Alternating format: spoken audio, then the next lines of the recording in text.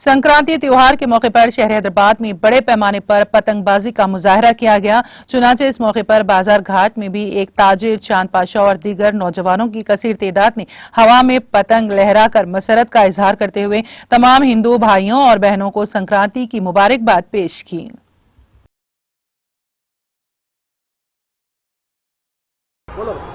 भाई मेरा नाम रऊफ़ है, मोहम्मद रऊफ़। मैं बाजारघाट से बोल रहा हूँ।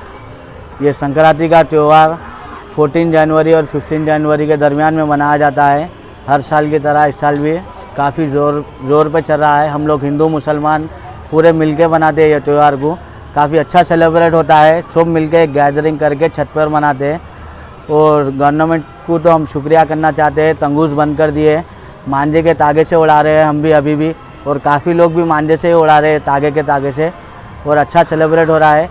मांझे के तागे से भी काफ़ी पतंग काट चुके हैं हम अभी भी, और ये त्यौहार कल भी चलेगा।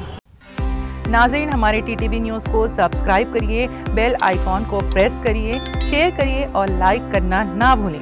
और किसी एडवर्टाइजमेंट से मुताल्लिक जानकारी के लिए हमारे इस नंबर पर कांटेक्ट कीजिए। हमारा नंबर है 9550102020।